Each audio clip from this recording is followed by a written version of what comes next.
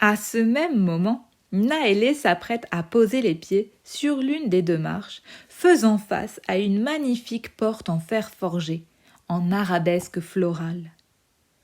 Naëlé est hypnotisée, ensorcelée et passionnée par les détails de cette sculpture entr'ouverte. Suspendue par le temps, mais attirée, elle avance finalement pour examiner davantage le portail. Curieuse de voir au-delà, elle aperçoit au loin un hangar, aux côtés d'une vieille bâtisse ancienne. Une ouverture laisse entrevoir la profondeur de la forêt, si proche et si lointaine à la fois. En un instant, elle se retrouve dévisagée à son tour. Saisie de peur, elle sursaute à la vue d'un homme qui vient d'apparaître de nulle part. Du coin de l'œil, entre sa cape noire remontée jusqu'à mi-oreille et son chapeau haut de forme, il scrute Naëlé sévèrement de toute sa hauteur. Impressionnée, elle n'ose bouger. Elle continue subjuguée de regarder chaque chose comme si elle les découvrait pour la première fois. La cape de ce grand homme tout mince, planté devant le portail, a de splendides surpiqûres et un tombé d'une telle finesse que l'élégance émane de tout son apparat.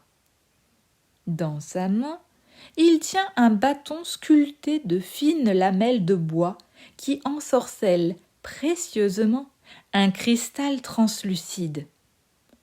Naëlé peut à peine l'apercevoir, mais tente toutefois de l'admirer. Comme attirée, elle sent quelque chose d'étrange derrière l'homme. Là-bas, il semble qu'il y ait du mouvement, de l'existence, de la présence entre les arbres touffus. Tout à coup, le visage de l'homme se durcit, il avance légèrement. À ce moment, Naëlé entend Nashoba qui crie à plusieurs reprises « Reviens! Reviens vite!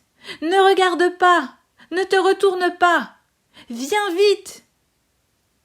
Dans un mouvement de recul, entre désillusion et enchantement, Naëlé se retourne et court aveugle au monde, en direction de la voix de Nashoba qui l'attrape par le bras et lui pose les mains sur une rambarde.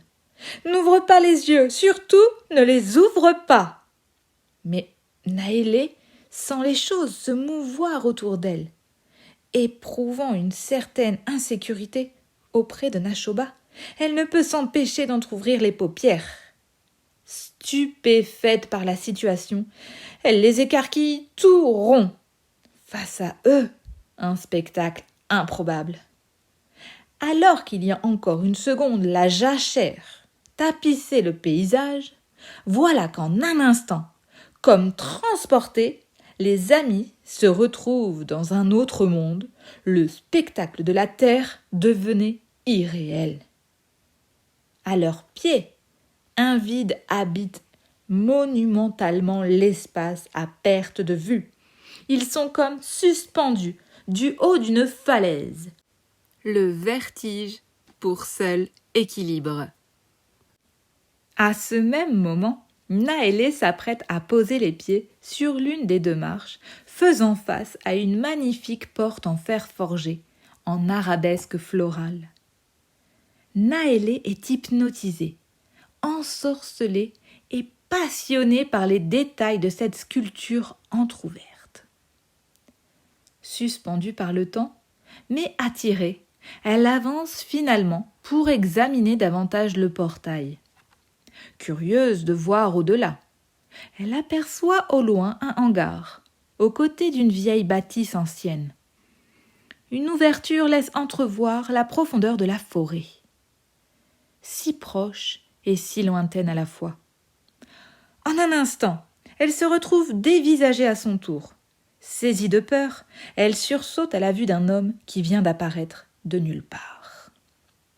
Du coin de l'œil, entre sa cape noire remontée jusqu'à mi-oreille et son chapeau haut de forme, il scrute Naëlé sévèrement de toute sa hauteur. Impressionnée, elle n'ose bouger. Elle continue subjuguée de regarder chaque chose comme si elle les découvrait pour la première fois.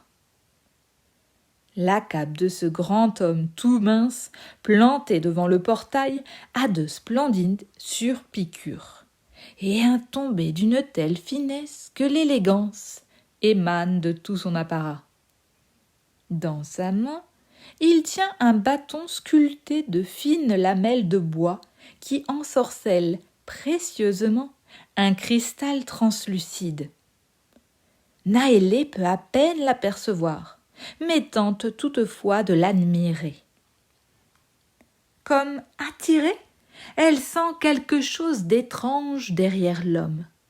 Là-bas, il semble qu'il y ait du mouvement, de l'existence, de la présence entre les arbres touffus.